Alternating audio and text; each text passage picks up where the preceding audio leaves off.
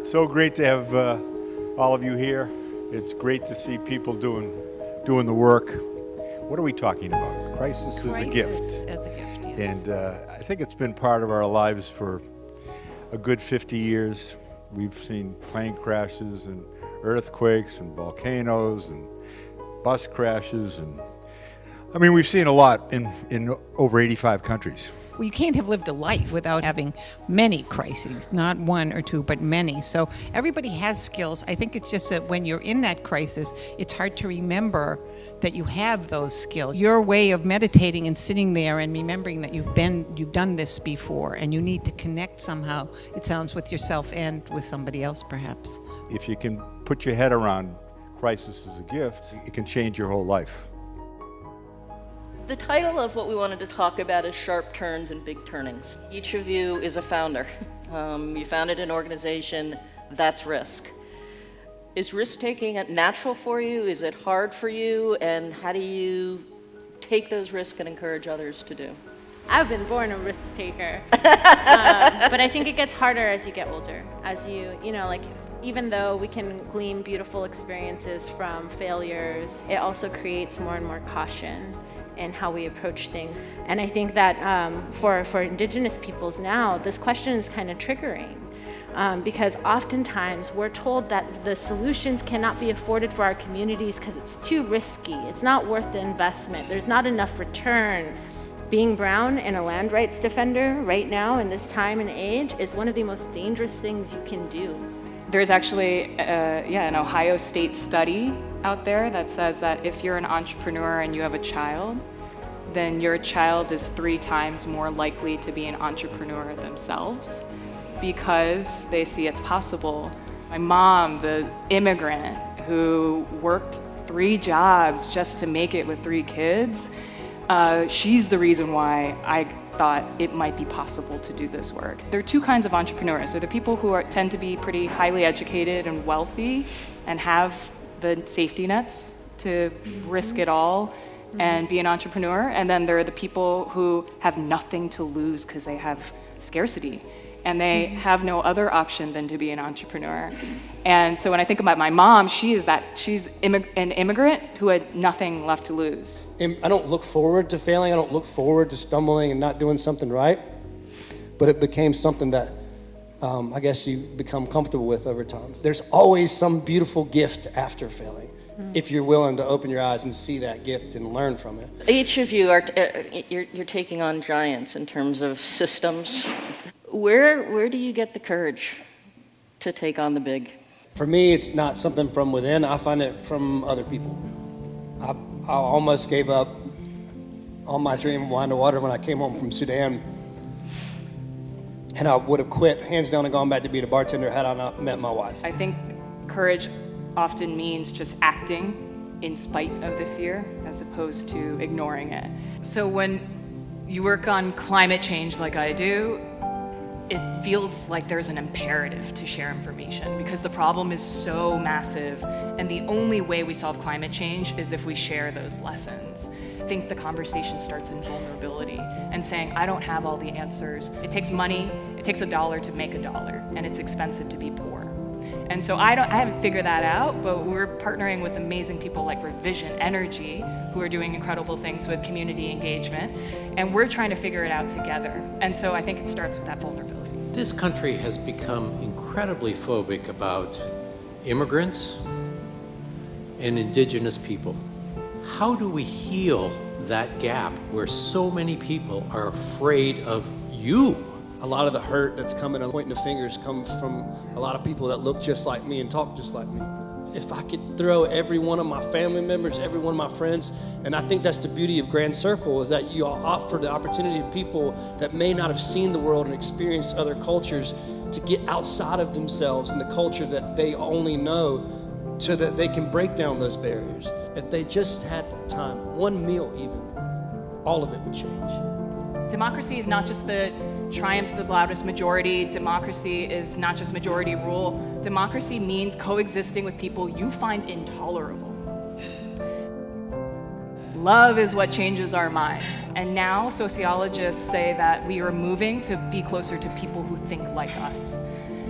And so what we need is more cultural translators. The point is not to win the conversation sometimes. The point is to start just talking and having the conversation and sharing about our cultures. We have to get past our views of who people are without knowing them. We have to be vulnerable and invite that vulnerability too. But mostly, I think it's the love that breaks down the policies, and where elective love doesn't work, good policies enacted by our state and local governments and federal policies are also really important. See, you never left you. It's not about individual action all the time, but it starts with love, and I think that's light will not.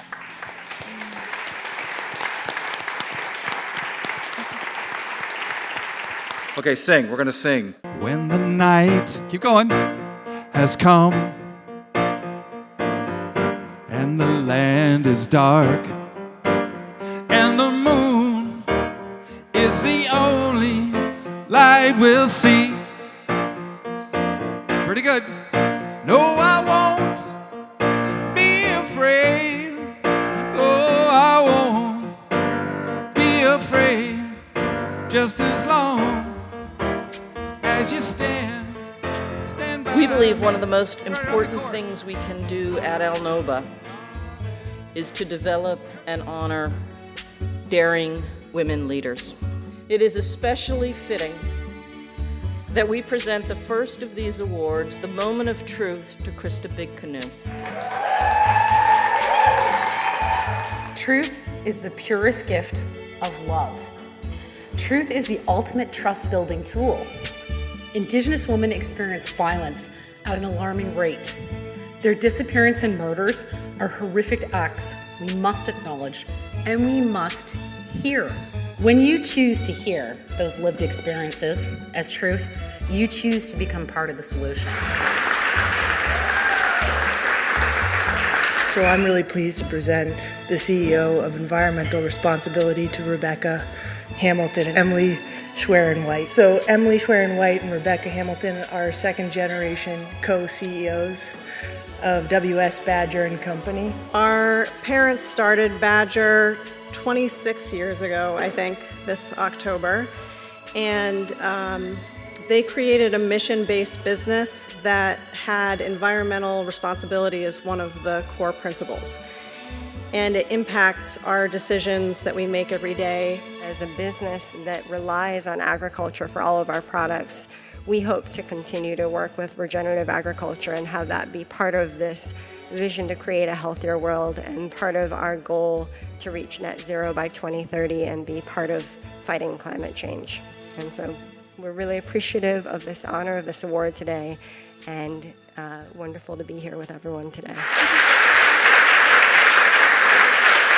Janine is a powerful Native activist who brings her passion. I think that was clearly, if you were in her workshop today or listening to her tonight, her passion, drive, and commitment to her fight for human, Indigenous, and Indigenous women rights.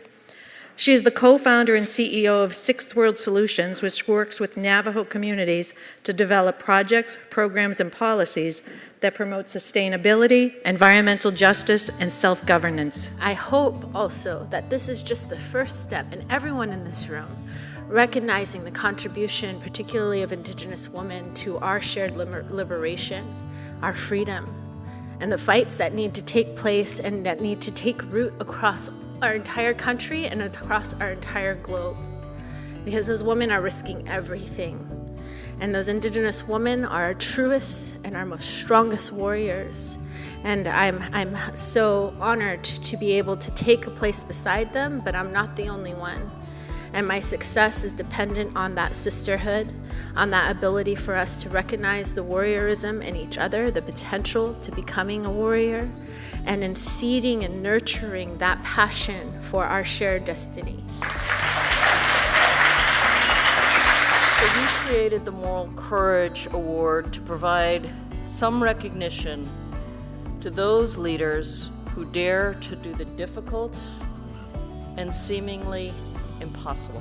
Patricia Gwalinga has spent her life working against oil extraction and the destruction of her beloved Amazon rainforest. Es el momento de actuar y no solamente nosotros los pueblos indígenas, no solamente las mujeres, todos habitamos una casa común que es este planeta. So I invite you all to join me in taking action now. This is the moment that we all must act to defend the Amazon, to defend Mother Earth. This is the time that we all must come together to take care of our one and only planet, our Mother Earth. Thank you so much.